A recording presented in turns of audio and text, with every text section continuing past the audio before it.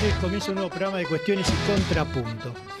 Hace muchos años, Francisco Canaro e Ivo Pelay compusieron un tango que llamó Donde hay un mango, y que arrancaba diciendo: donde hay un mango, viejo Gómez, me lo han pulido con piedra pome.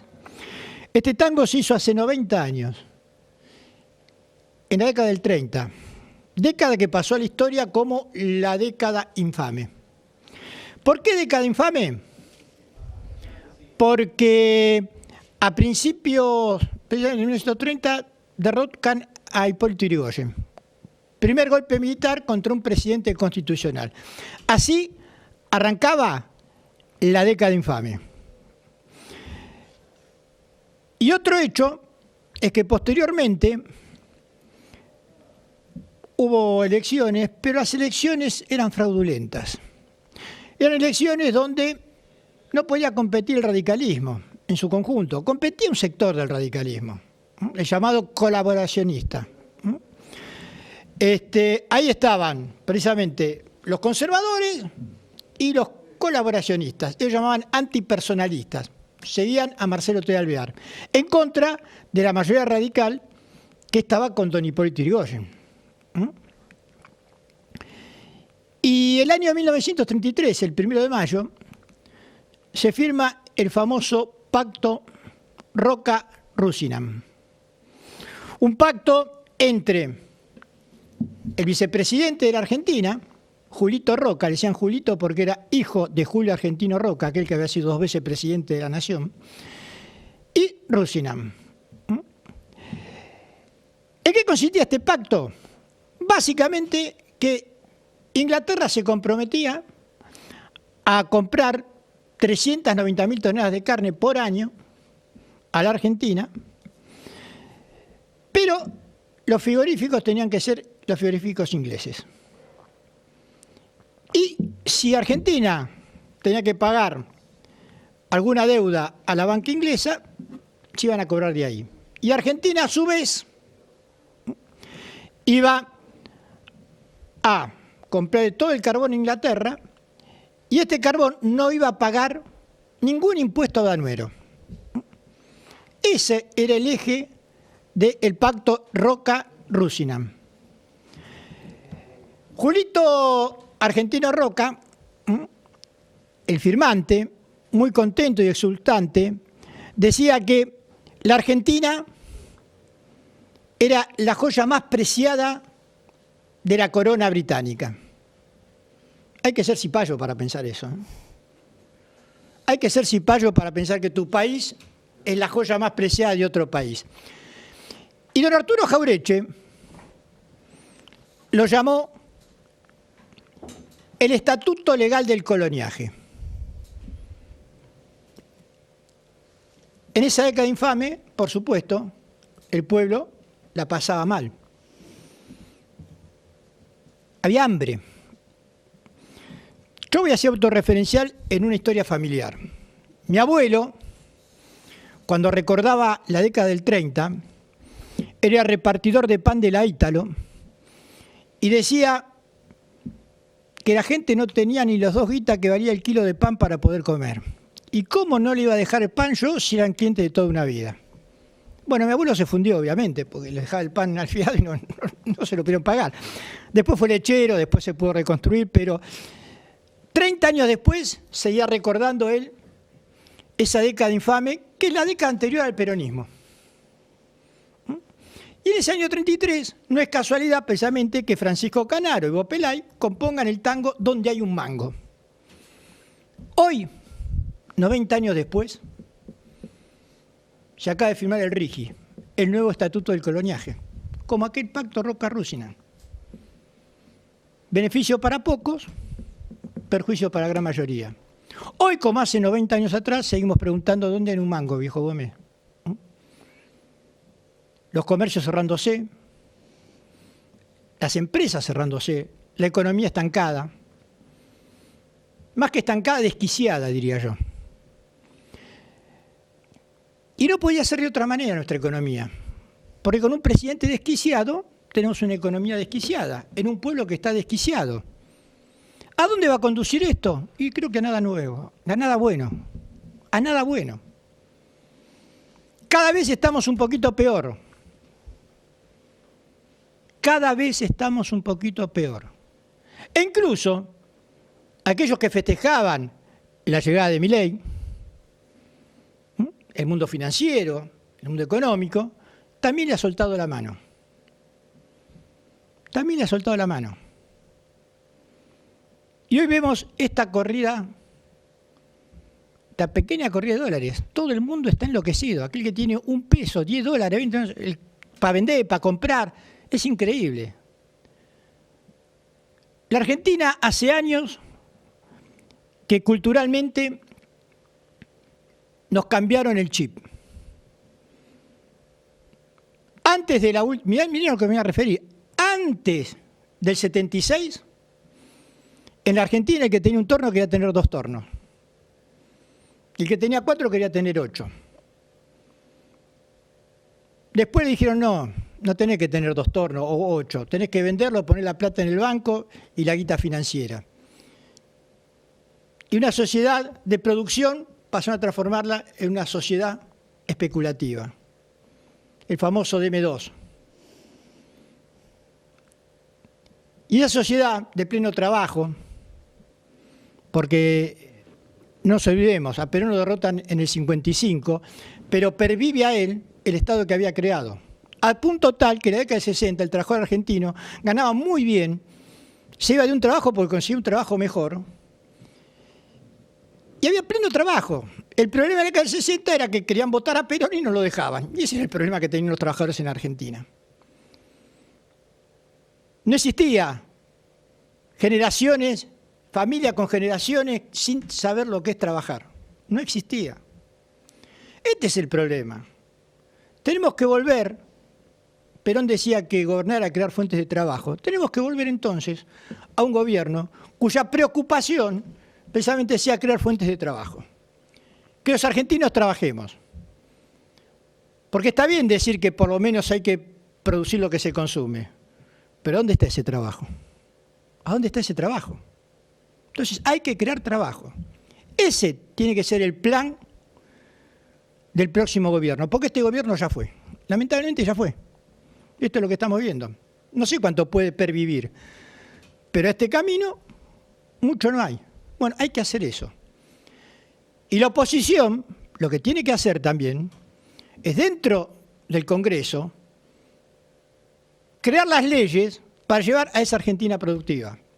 Ustedes me dirán, no le dan los votos. Bueno, no le dan los votos hoy, pero presenten los proyectos. Los votos que no tienen hoy lo pueden tener mañana. Pero uno lo que observa es que tampoco hay, desde la oposición, ¿no es cierto?, nuevas cosas. La gente pide, ellos no están solo para oponerse a Milei, sino que tienen que proponer. Bueno, eso es que estamos esperando.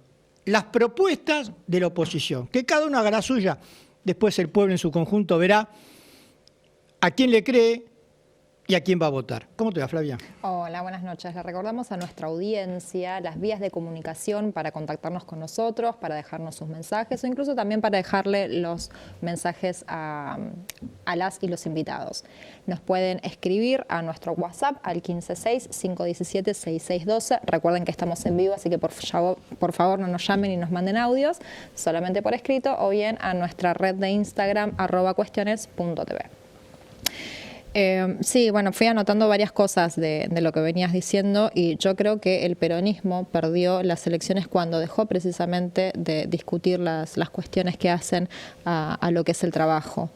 No sé si tuviste la oportunidad de ver la entrevista que le hicieron a Cristina Fernández, el periodista, comunicador, no sé cómo llamarlo, Rosenblatt, que ella habló de algo que casualmente también lo venía diciendo Guillermo Moreno, y que vos mencionaste respecto de que hay que producir por lo menos lo que se consume.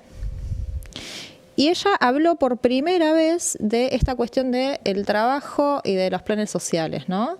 Que ella ya había mencionado en su momento que tuvo ahí toda una batahola cuando habló respecto de los planes, y acá lo vuelve también a dejar en claro, en donde, bueno, efectivamente era por oferta y no por demanda, como haciendo una reflexión. En algún momento el peronismo confundió y se equivocó y cambió la justicia social por el asistencialismo. Bueno, es que eso no es Y en otro momento también, en lugar de peronismo, con pobrismo. Que no tiene nada que ver, digamos. El peronismo fue el creador de la clase media, el peronismo fue el creador del trabajo en la Argentina, el peronismo fue el creador del ascenso social, ¿no? De que el hijo de un trabajador sea ingeniero, médico, doctor, abogado. Bueno, Ese es el peronismo. y también a eso yo lo que le agrego es también la cuestión de la educación, que eso también me parece que es algo que el peronismo, o digamos, no sé, la justicia social, porque no sé cómo llamarlo, ha dejado no solamente de debatirlo, sino también de apoyar cuestiones que a la larga y a la corta ya lo estamos viendo que son contraproducentes, ¿no? Por ejemplo, el gobernador recientemente, en esta cuestión de quitar la repitencia en los colegios secundarios, digamos, toda esta cuestión de la educación que ya venimos viendo, que no dieron buenos resultados. Si tenemos chicos de 10, 12 años que no saben leer y escribir, es porque claramente, por cómo se venía, no se tuvieron buenos resultados. Y me parece que también estas cuestiones de la educación, que una educación a la baja necesariamente lleva a salarios a la baja. Es que ¿sabes lo que pasa, Flavia? No puede haber una buena educación con el 60% de los chicos pobres. No puede haber buena educación. Bueno, con un chico que no come antes, no puede recibir. Esto también es así. Yo eso lo entiendo y eso es lo que estamos viviendo ahora, pero los problemas con la educación comenzaron hace mínimo 20 años, más. Si no empezaron en los 90, digo. Me parece que también incluso, digo, en la década ganada, si se quiere, que no teníamos las cuestiones de pobreza que sí estamos lamentablemente viviendo ahora. Estas cuestiones de la educación, donde la propuesta es que los chicos no repitan para no frustrar a los pibes. Y por supuesto, nadie quiere frustrar a un chico gratuitamente, pero no puede ser que ir a la escuela, estudiar o no estudiar sea exactamente lo mismo, que los chicos pasen de grado y que así, por no frustrar al pibe, es que me parece también incluso esa mentalidad de no frustrar, me parece completamente contraproducente. ¿Cómo no? Uno siempre se va a frustrar en la vida. El tema es la capacidad que se tenga para levantarse de esa frustración en todo caso. Y nadie está diciendo que haya que frustrar gratuitamente a los pibes. Pero esto de bajar el nivel, bajar la calidad educativa, con la excusa que sea, necesariamente en el corto y mediano plazo lleva a salarios a la baja. Bueno, ¿sabés lo que significa eso? Nosotros siempre decimos que, más allá de las ideologías, los gobiernos, para mí se dividen en dos. En aquellos que otorgan derechos, o que trabajan para otorgar derechos, y en aquellos que defienden privilegios.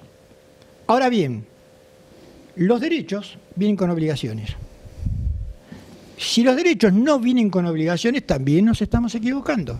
Entonces, creo que pasa por ahí el tema, ¿no es cierto, Flavia? Y estamos tan mal, y estamos tocando fondo, siempre se puede estar peor, ¿eh? Yo siempre creo que se puede estar peor, como siempre se puede estar mejor. No existe eso, ya tocamos fondo, ya está. No. Puedes irte más al fondo, puedes irte a la lona y abajo de la lona. O podés también subir y subir. ¿Viste? No existe techo tampoco. Pero estamos desde hace años en un camino decadente, que creo que los podemos revertir. Lo podemos revertir porque este no es un país de mierda. Este país de un papa. Este país, en donde vos busques, este país es increíble. Y estoy hablando de la gente, no estoy hablando de los recursos naturales que los tenemos, ni de las bellezas naturales, ni lo que Dios nos dio con esta pampa húmeda, no estoy hablando ni de la riqueza hitícola, no estoy hablando nada de eso, estoy hablando de la gente, porque la verdadera riqueza de un país es su gente, su pueblo. Así que, y tenemos un pueblo maravilloso, tenemos lo que pasa que hay que volver a recrear esas cosas viejas y terminar con esto que nos vendieron como nuevo y que ya vimos es más viejo que la humedad. Hace 90 años en Argentina pasaba lo que está pasando ahora. Nos vamos a un pequeño corte y ahora estamos con nuestro primer invitado de hoy, con Pimpi Colombo.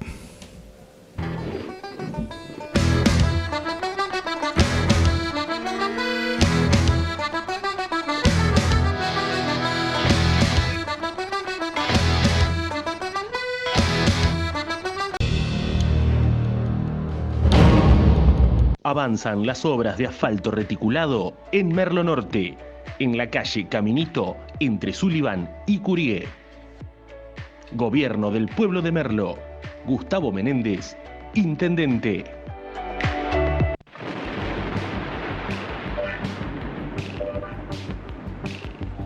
El auto que estás buscando está en Juan Manuel Automotores. En su única dirección, Colectora General Paz 325, Devoto, Lado Provincia. Vení, tu nueva unidad te está esperando.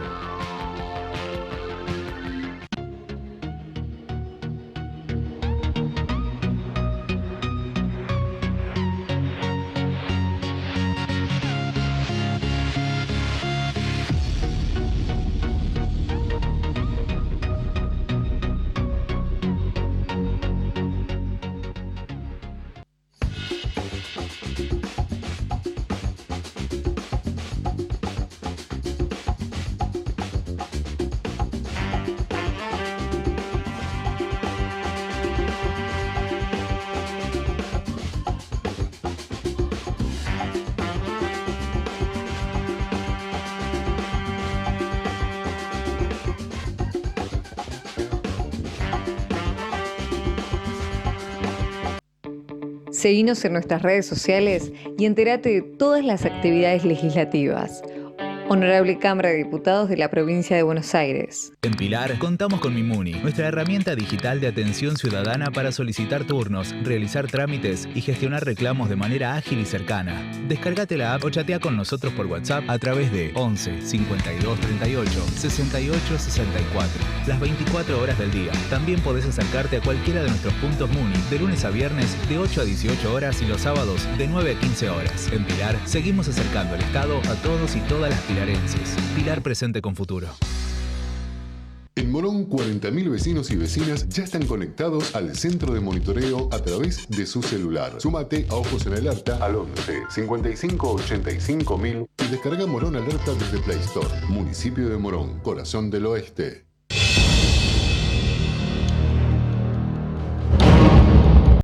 Se vienen las vacas de invierno en Morón. Del 15 al 28 de julio habrá espectáculos infantiles, música, cine, teatro, títeres, circo. Consulta la programación completa en nuestras redes sociales. Municipio de Morón, corazón del oeste.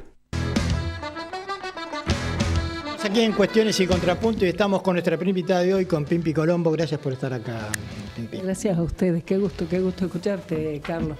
Muy interesante. Estamos en un problema, pero siempre que hay un problema hay una solución, ¿no es cierto? Por supuesto. Sobre todo si está el peronismo. Y la primera pregunta que te haría, porque también es fácil, ¿no es cierto?, echarle la culpa a todos los dirigentes o los que sigan a la política, pero yo siempre me pregunto lo siguiente. Si el peronismo es una filosofía de vida, ¿no? Y si en algún momento el pueblo mayoritariamente fue peronista, ¿en qué se equivocó ese pueblo, no los dirigentes, ese pueblo, en no seguir peronizando en principio a lo que tenía más cerca, que era su familia, a sus hijos, a su propia prole, digamos? ¿En qué falló? Porque yo entiendo que alguien de una familia no peronista, bueno, por comprensión histórica, se haga peronista. Pero alguien que venga de una familia peronista, que no sea peronista, la verdad que siempre me pregunté por qué se dio eso. Es que vos decís que no hablemos de la dirigencia, sino que hablemos de la gente. Es más difícil, Carlos, vos sabés hablar de la gente, porque una experiencia donde por muchos momentos, por muchas etapas, se ha ido deteriorando todo lo que ha sido la construcción del proyecto nacional del peronismo. Vos dijiste, aún en el 60, aún en el 70... Todo lo que había sido la construcción del peronismo estaba vivo, estaba vital, hasta el 76, con sus más, con sus menos, con sus historias. El golpe del 76, no me refiero al golpe de Estado, sino al golpe que recibimos con el golpe de Estado, con la dictadura, fue muy duro, fue muy fuerte y fue muy destructivo de base de las características de la Argentina. Y cuando se distancia la experiencia de digamos, de la conciencia, del relato, de las anécdotas, pero se distancia la experiencia. Bueno, sostenerlo es difícil. Pienso que aunque se pueda comprender a la distancia el porqué del neoliberalismo de Menem, que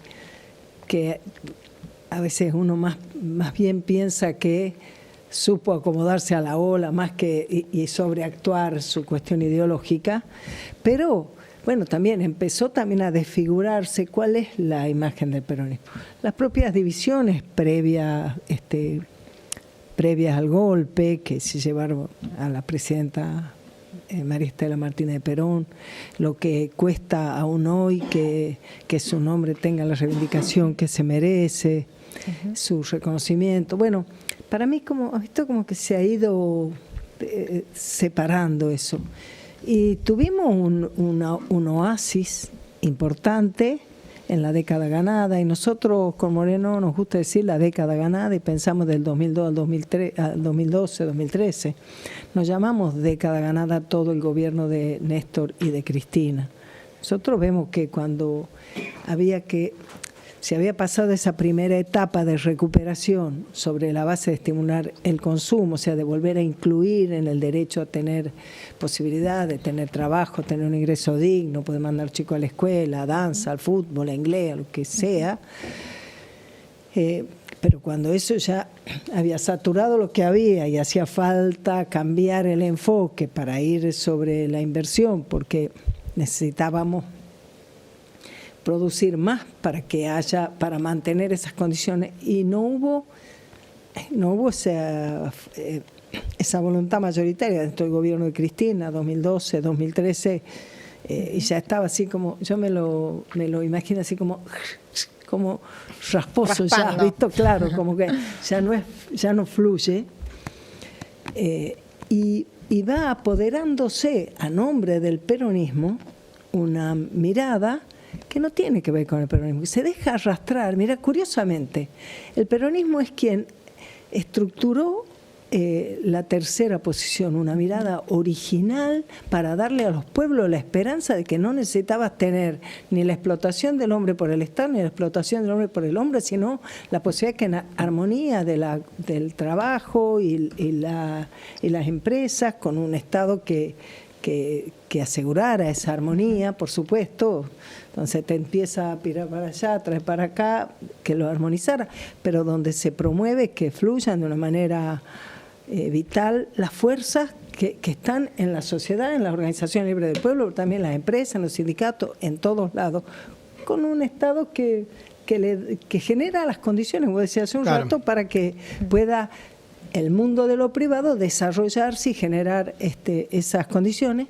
Bueno, en esta Argentina que había sido capaz a través de Perón de generar esa mirada que hoy vuelve a tener una actualidad, claro, una actualidad extraordinaria, no solo en Argentina, sino en el mundo, que se haya introducido en la dirigencia del Partido Justicialista, que no es el peronismo, no necesariamente es lo que expresa el Partido Justicialista. De hecho, hace rato que como que ha dejado, por lo menos en el orden nacional, aquí en la capital, ha dejado un poco de expresarlo, empieza a llenarse de ideas que no tienen nada que ver, se compra una agenda que nos es ajena, y que es una agenda de cierto facilismo en un punto, y también de cierto menosprecio, porque cuando vos usó la palabra pobrismo, a mí no me gusta la palabra pobrismo, pero entiendo perfectamente lo que vos querés decir. Es cuando uno dice la asistencia social, que es el otro brazo de la justicia social, cuando se convierte en asistencialismo, o sea, cuando se convierte en que yo tengo y yo te doy, yo te puedo dar, yo te doy los derechos, porque ¿sabes qué? Yo estoy más arriba que vos. Ya sí, cuando se ayuda a los pobres pensando en pobre. Claro, exacto, es todo lo contrario de Evita, pensando nosotros, los cabecitas negras, nosotros los grasitas de la patria, merecemos tener lo mejor. Y para tener lo mejor tenemos que hacer todo lo que tenemos que hacer. Para empezar tenemos que tener trabajo, tenemos que tener una vivienda digna, no tenemos que estar amontonados en una piecita así espantosa, chiquita, donde no hay ni lugar Ahora, Pimpi, uno ve en las redes sociales y, digamos, el crecimiento que está teniendo Principios en Valores, por lo menos en lo que es la discusión política. Seguramente vos coincidirás conmigo, no sé, pero yo lo que estoy viendo es que en todas las mesas familiares, en todas las reuniones familiares, está esta cuestión de Guillermo Moreno sí o Guillermo Moreno no, y con ello también estas discusiones que decíamos, ¿no? De respecto del trabajo, respecto de la educación. También te pregunto porque, bueno, vos justamente fuiste la compiladora que ahí veo que la trajiste. Para mostrártelo, porque todavía no tenemos una edición para distribuir, pero estamos puedo mostrárselo. Sí, por supuesto. El plan de gobierno peronista. En cambio, este es el plan económico que hizo el equipo nuestro y que ya ahora está en venta en las librerías. Ese no está en venta ni está para distribución tampoco, porque hemos hecho muy poquitos para darle forma a un trabajo justamente de varios preguntarte, meses. ¿no? ¿Cómo es este plan de gobierno peronista? Mirá, cuando termina imponiéndose Milei, después de haber sido, bueno, de haber pasado todo lo que pasó, de que lo hayan respaldado, que todo lo que ha jugado en la política o en la politiquería en el proceso electoral, cuando en el balotaje se impone, bueno, decididamente nosotros salimos con la conducción de Moreno a trabajar con tres aspectos. Uno, hace falta reconstruir el movimiento. Si históricamente el partido era la herramienta para las elecciones, pero el movimiento era el espacio de la expresión de todas las diversas organizaciones libres del pueblo y organizado a partir de los sectores y con una propuesta de ampliar los 4 sectores tradicionales, el político, el femenino, el gremial y el de la juventud, con 3 nuevos. El de los empresarios peronistas, no mirado desde la CGE, no mirado desde lo gremial, sino mirado desde lo político. O sea, ¿cuál es el proyecto de país de los empresarios hoy puedan pensar en el movimiento peronista? El de técnicos y profesionales, porque también está a la vista, por supuesto que los gobiernos de Perón fueron gobiernos de una gran profundidad en lo técnico y en el conocimiento, en la erudición del general, eso fue extraordinario. Pero al mismo tiempo la complejización de la vida más actual y demás también requiere la formación. Por lo tanto dijimos, técnico y profesionales tiene que ser una rama del movimiento que a su vez se prepare para cuando nos toque ser el gobierno peronista y no ser, bueno, como este mamarracho. Nunca seríamos como este mamarracho, porque el que menos sepa del peronismo va a saber más que cualquiera de esta caterva de no solo inútiles, sino gente sin corazón que menosprecia a la gente, como ese funcionario de la Burri que ha publicado la semana pasada en La Nación, diciendo que las personas que viven en la calle son las más libres de todo porque no están sometidas al Estado ni a una perversidad que vos no podés creer. Bueno, y el séptimo... Creo que nos toman por boluda a todos. Probablemente, pero además a nosotros nos toman de eso y ellos son algo peor. Malos tipos. Sí, mala gente. Bueno, entonces dijimos rearmar el movimiento, convocar a todos, que a nosotros nos corrió un poquito el eje porque todo el año pasado y los anteriores hemos estado rompiéndonos el alma para tener el partido como herramienta electoral. Al mismo tiempo dijimos, para un próximo proceso electoral tiene que haber una herramienta que no puede ser el PJ. Solo el PJ no, porque vino expulsando desde el último tiempo sectores y sectores al ir alejándose de la doctrina, de las 20 verdades, de las cosas esenciales del peronismo, hasta el extremo que con toda soltura decir, sí, yo soy socialdemócrata y el PJ tendría que entrar a la Internacional Socialdemócrata. Bueno, entonces, segundo punto ese. Y tercer punto, cuando en el año 19 la Cristina, que muchos dijeron qué genialidad, elige arbitrariamente ella en soledad, por las razones que fuere, que ese contrasentido de que ella sea la vice de una persona, mala persona e inútil como Alberto Fernández, pero decían, no, está muy bien porque sirve para ganarle a Macri. Y entonces vos decís, es que había un porqué. Había que ganar a Macri porque Macri fue dañino para nuestro pueblo. Como fue dañino en los últimos tiempos la Cristina, Probablemente no por voluntad, tal vez hasta una cierta desidia y por esa penetración de otra manera de pensar, ¿no? Pero ¿sabe qué le faltó a esa decisión de la Cristina y a lo que acompañó eso que no permitieron que compitan? Claro, un para qué. ¿Un para qué?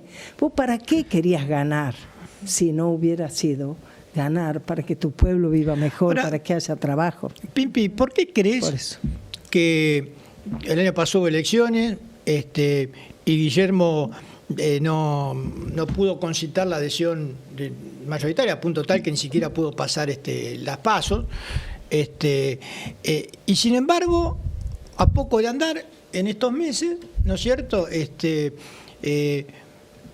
lo ve que está en todos lados, como decía Flavia, se discute, se puede estar a favor o en contra, pero se discute, digamos, es una persona que incluso la semana pasada reunió en el mismo ámbito a distintos representantes de la fuerza del peronismo, en su conjunto, con más y más menos, ¿no? Del plano económico, ¿no? Pero para coincidir en un programa económico. Lo más extraordinario de esa reunión es haber coincidido todo en iniciar la gesta de la reindustrialización de la Argentina, que es la única manera que puede cumplirse lo que vos decís, un gobierno que genere las condiciones para que nuestro pueblo tenga trabajo. Si no reindustrializamos, no alcanza todo lo demás, no alcanzaría para todo como no viene alcanzando.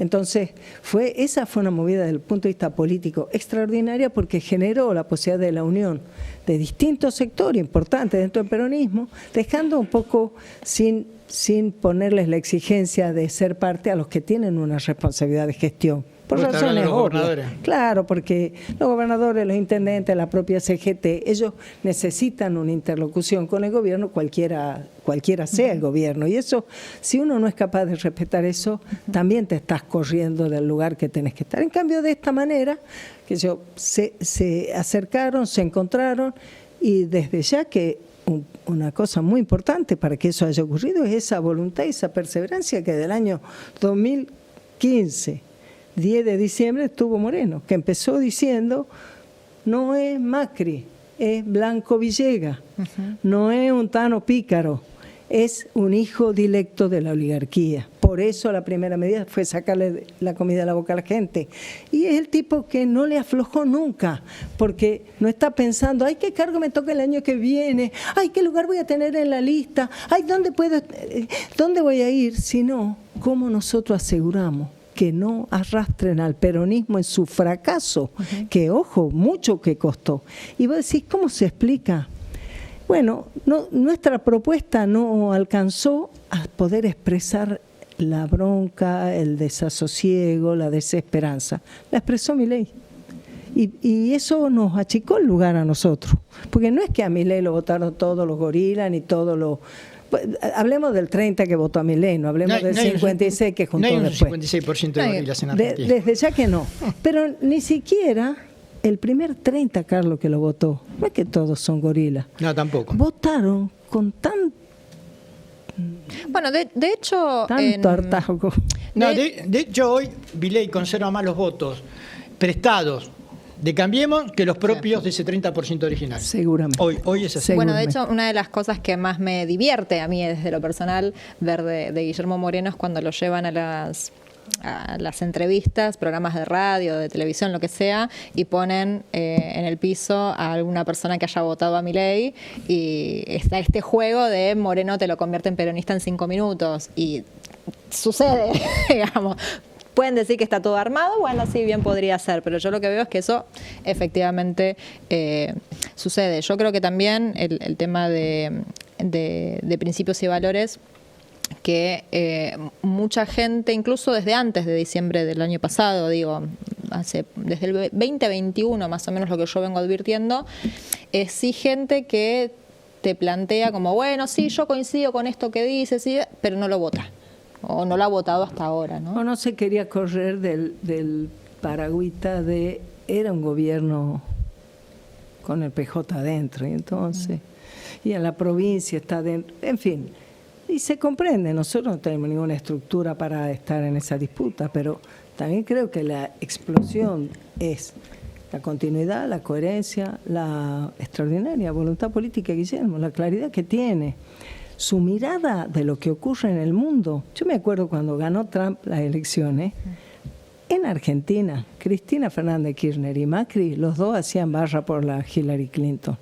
La Hillary Clinton, que lo torturó a Gaddafi, que apoyó a la Argentina cuando tuvimos la guerra con el imperio, Nosotros, Lo que pasa Libia, que, como decía Perón, la verdadera política es la política internacional. Y esto, lamentablemente, también parte de la decadencia argentina es no comprender cómo es la política internacional y cuál es la geopolítica y cómo está jugando el mundo. Porque hoy no es el fin de la historia ni nada por el estilo. Es un mundo en pugna, un mundo en conflicto, una Latinoamérica en pugna, un territorio en pugna también. Y bueno, ¿cuál es nuestra posición? Y la recuperación del sentido de lo nacional. Que eso es extraordinario. La Cristina lo empezó a reconocer en esa entrevista que vos decías de Pepe que le hice el otro día. Empezó a hablar de eso.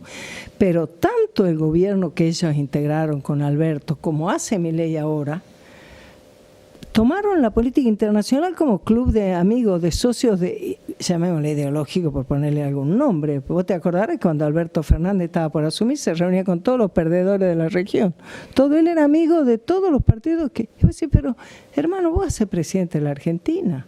Vos vas a ser presidente de la Argentina.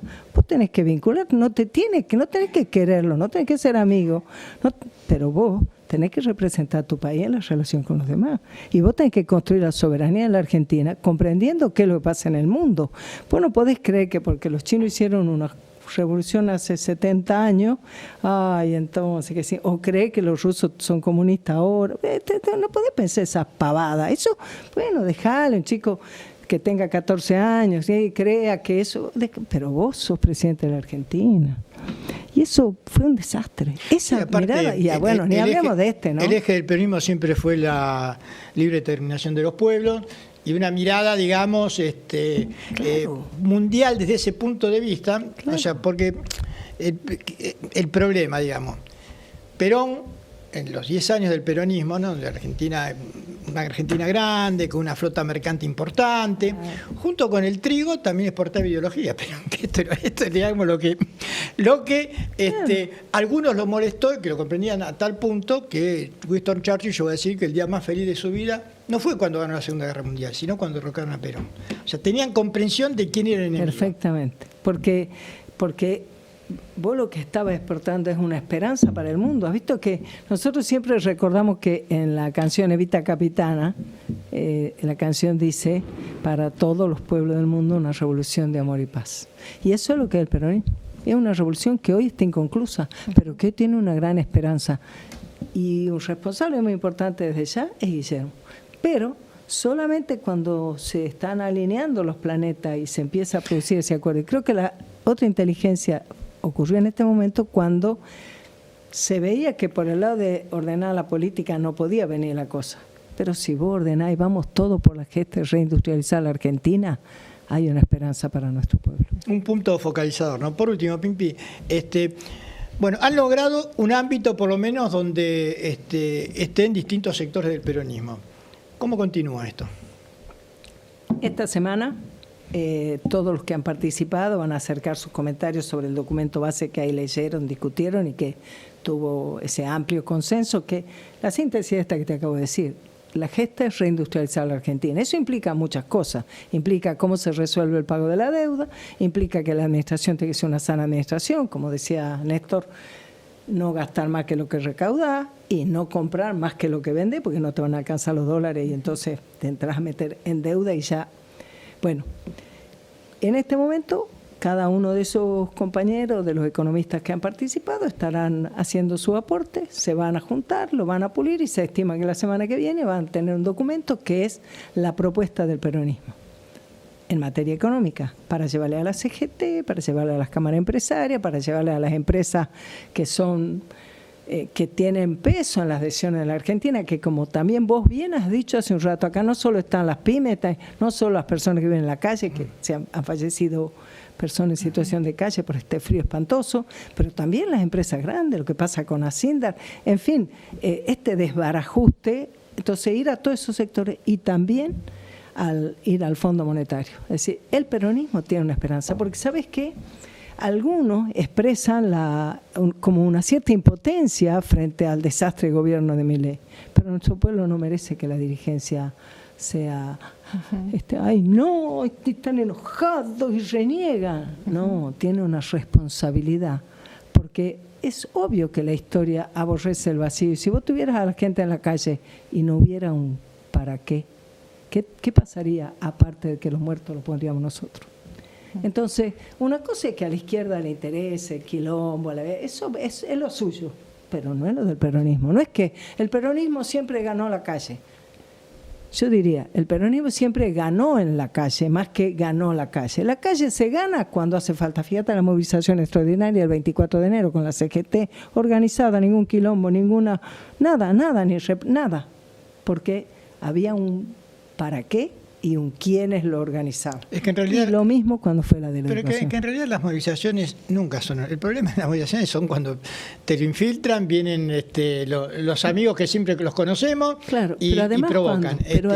Cuando vos estimulás la bronca de la gente, pero no has construido con la responsabilidad que te toca, porque sos dirigente, a dónde debe ir esa tenés bronca. que estimular la bronca, pero con esperanza. Exactamente. Si no, vos fijate, el odio mala fíjate, cuando fue el diciembre terrible de la Rúa, bueno, lo mismo. ¿Eso qué lo frenó? Lo frenó la poca propia confluencia del peronismo y el radicalismo. Decirle de la Rúa, primo, así no va más.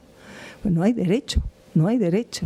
Bueno, creo que este paso del peronismo y tener esa interlocución va a mostrar que cuando nosotros decimos que no tiene derecho Milei, aunque tenga legalidad y legitimidad, no tiene derecho a hacer sufrir a nuestro pueblo durante 4 años y cada vez peor, no tiene ese derecho, porque eso no es la verdad. Por lo tanto, si has construido cuál es la salida, hay la esperanza que vos decís, y estamos en eso.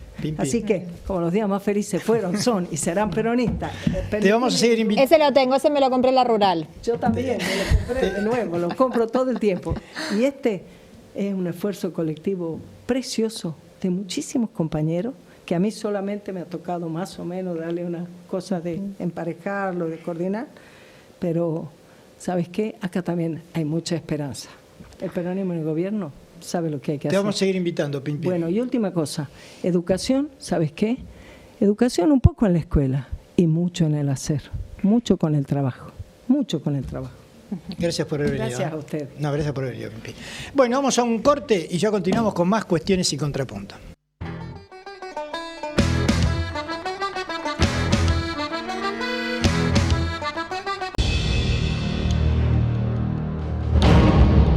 Avanzan las obras de asfalto reticulado en Merlo Norte, en la calle Caminito, entre Sullivan y Curié.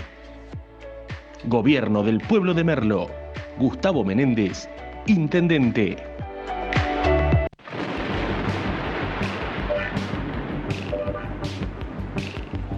El auto que estás buscando está en Juan Manuel Automotores.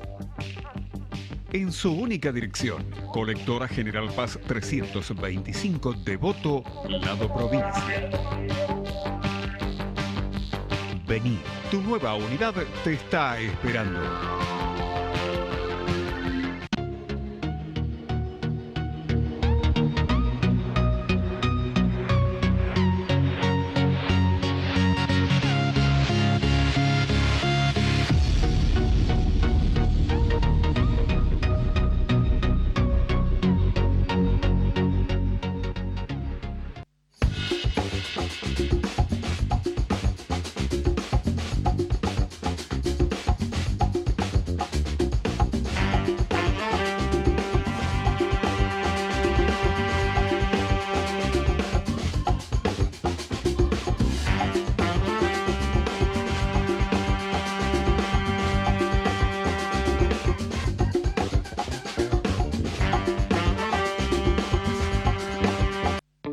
Seguinos en nuestras redes sociales y entérate de todas las actividades legislativas. Honorable Cámara de Diputados de la Provincia de Buenos Aires. En Pilar contamos con Mimuni, nuestra herramienta digital de atención ciudadana para solicitar turnos, realizar trámites y gestionar reclamos de manera ágil y cercana. Descargate la app o chatea con nosotros por WhatsApp a través de 11 52 38 68 64, las 24 horas del día. También podés acercarte a cualquiera de nuestros puntos Muni de lunes a viernes de 8 a 18 horas y los sábados de 9 a 15 horas. En Pilar seguimos acercando el Estado a todos y todas las pilarenses. Pilar presente con futuro. En Morón, 40.000 vecinos y vecinas ya están conectados al centro de monitoreo a través de su celular. Súmate a Ojos en Alerta al 11 55 85 1000 y descarga Morón Alerta desde Play Store. Municipio de Morón, corazón del oeste.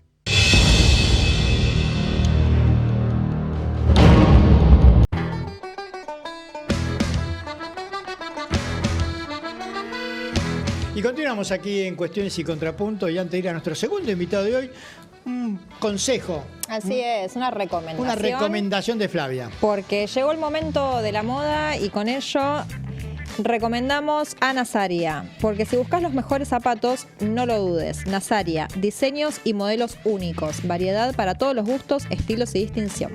Comunicate al 115-341-7393 o a su red de Instagram @NazariaOficial. Nazaria Zapatos, botas, tacos, borcegos y más en www.nazaria.com.ar. Y ahora sí, tenemos a nuestro segundo invitado de hoy, amigo de la casa, economista él. ¿Qué semana para la economía, Gustavo? ¿Qué semana? Gustavo Saraceni. Bueno, los mercados le dijeron chau a Milei, le sacaron la ¿qué está pasando? ¿Qué es lo que está pasando? Son las semanas en las cuales me acuerdo de mi mamá que quería que fuera médico. Básicamente. A ver. Y sí, un poco sí. A ver, el atraso cambiario y la negación que tiene sus motivos del mismo, de que el dólar no está barato, y la conferencia de prensa un viernes a las 6 de la tarde, cuando durante la tarde del viernes anunciaron que que el ministro y el presidente del Banco Central iban a dar una conferencia de prensa a esa hora. Me preocupé, porque en general en Argentina cuando un ministro de Economía habla después del cierre de mercado un viernes no suelen ser buenas noticias. Y esta vez pasó durante 2 viernes seguidos. Sí, por eso ya no, el estrés que tenemos en el mercado está complicado. A ver, no dijo nada en el anuncio, no convenció, no habló del levantamiento del cepo. Y lo que buscan los inversores es tener alguna certeza de cuándo se va a levantar el cepo. ¿Se puede levantar el cepo en estas condiciones, donde no hay $1? Hay colegas que dicen que sí, hay colegas que dicen que no. Yo soy de los que adhieren al no, básicamente porque si vos levantás el cepo con el dólar tan atrasado que tenemos, lo primero que vas a tener es una estampida de compradores que te lo va a llevar muy arriba. Y si el central no tiene los dólares suficientes para solventar esa fuerte compra de entrada, sonaste. Y no los tiene. Y les va a costar mucho conseguirlos. El campo no le liquida porque el dólar está atrasado, los organismos multilaterales no le prestan, y ni con el RIGI, ni con las privatizaciones, porque eso va a tomar bastante tiempo. Mientras haya cepo, vas a tener garantía de que ingresen las inversiones que te puedan reactivar la economía y que te puedan generar dólares. Es una serpiente que se come su propia cola. Ahora, quiero que seas un poco más específico en cómo están las acciones de Argentina, los bonos, después de esta ley bases. La ley bases no generó nada en el mercado, no le dice nada al mercado. Los propios miembros asesores del presidente dicen que no alcanza con la ley de bases. Es que claramente no alcanza porque la ley de base, el RIGI con cepo, no van a generar un caudal de inversión y una afluencia de dólares que sean las necesarias. Y mientras tengamos el atraso cambiario que tenemos, el campo no va a liquidar. Okay. O sea que estamos en un verdadero problema, porque también Milei dijo que una vez que se apruebe la ley de bases, se iba a sacar el impuesto país. Y ahora resulta que no tiene la ley de bases, no saca el impuesto país, no, como vos bien decís, no levanta el cepo, y ya le queda poco oxígeno.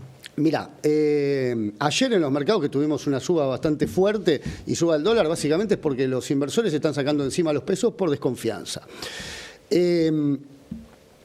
Cuando lo que quieren hacer es básicamente pasar la deuda que tiene el Banco Central al Tesoro Nacional, ¿correcto? El Banco Central, cuando tiene algún vencimiento de esa deuda que no puede solventar, lo puede resolver emitiendo pesos. El problema que viene es que El Tesoro no puede emitir pesos. Y si vos tenés la actividad económica que se está yendo para abajo, tenés baja en la recaudación, había un peligro bastante latente de que se pueda defaultar esa deuda, que además los grandes tomadores de deuda son los bancos. ¿Qué pasa si los depositantes van a buscar su dinero a los bancos y tenés defalteado esos bonos que tienen los bancos del Tesoro? Que es lo que dijo Orlando Ferrere, armó un revuelo bárbaro. Resultado hoy, el ministro, que dijo que si le votaban la ley de bases iba a sacar el impuesto país, dijo que hasta diciembre tenemos impuesto país. ¿Por qué? Porque si no, no va a tener recaudación fiscal suficiente para atender los intereses de esos bonos. Problema. Está bien, pero ahora, digo, todo parece indicar que esto no va a un buen camino. Y no. Muy pronto a estallar, o ya estalló. A ver, estallido. Empezamos a tener ya un movimiento del dólar. La última vez que estuvimos charlando acá, lo dijimos, el dólar se va a empezar a mover, se va a empezar a desperezar. Desde ese día hasta ahora no paró de subir. Hoy bajó un poco el dólar, bajó un poco, quedó arriba de los 1.400 de vuelta.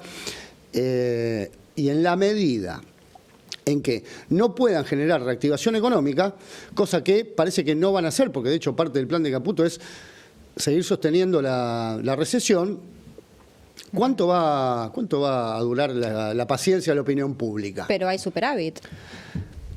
Sí, pero el superávit es como que yo te diga no pagues el alquiler, no pagues las expensas, robate la comida del chino y te va a sobrar plata. El problema es que te van a venir el del consorcio, el propietario y el chino a baterte la puerta para que les pagues. A ver, todavía hay mucho problema con los subsidios de energía. No se terminaron de sacar todos los subsidios de energía, a pesar de que la factura que todos estamos recibiendo digan lo contrario. Falta eso. Y otra vez, con la recaudación fiscal que se está yendo a la baja por la caída de la actividad económica, el problema que tenemos es que ese superávit está altamente comprometido. Y además voy a hacer una frase de Melconian que dijo, ese superávit mentiroso es para encandilar a los inversores extranjeros de bono que quieran timbear unos mangos acá. No alcanza. Ahora, si vos lo tuvieras que comparar, porque yo escucho bastante, ¿no?, que hay personas que lo comparan con el Cordobazo, otros que lo comparan con el 2001. En algún momento, digamos, histórico de la política, digamos, económica de nuestra historia argentina, ¿lo tenés, digamos, como para compararlo o sentís que esto es algo completamente distinto, inestudiado? No, a ver, esta gente no inventó nada, ni siquiera de la crisis que están desencadenando. Esto ya se ha visto. Lo raro es que es la velocidad con la que lo están llevando. Claro, porque estamos hablando de un gobierno que asumió hace 6 meses. Y rompió 6 meses, más de lo que cualquiera pudo haber roto en 4 años, así que imagínate.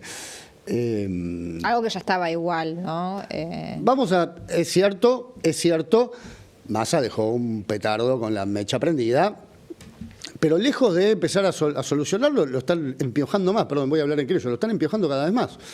Lo están empiojando porque además están emitiendo deuda como locos. Imprimieron moneda desde diciembre hasta ahora como pocas veces se haya visto.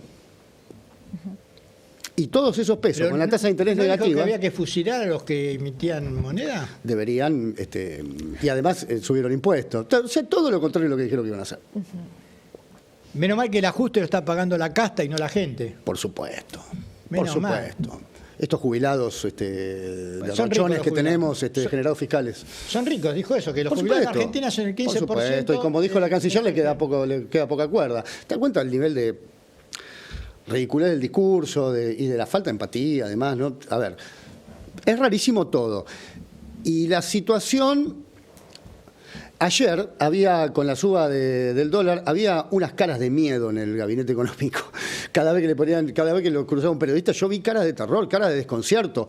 Hoy, que bajó un poco el dólar, resulta que el Banco Central, que para esta época del año tendría que estar comprando entre 150 y 200 millones de dólares por día, compró 5. Porque vendieron un montón para tratar de contener el dólar. Bueno, pero esto se agota. Porque no tenemos la maquinita de hacer dólares, porque si no sería de fácil. Claro, pero otra vez, con el atraso cambiario que tenemos, pero tampoco pueden devaluar porque se dispararía de vuelta la inflación, que es lo único que vienen defendiendo como un logro de la macroeconomía, porque tenés, otra vez, la actividad destruida. Si vos vieras cómo mutaron los segmentos por nivel de ingreso en la capital federal, te desmayás. Resulta que en la capital federal casi se está extinguiendo la clase media de a poco. Y bajó la clase alta.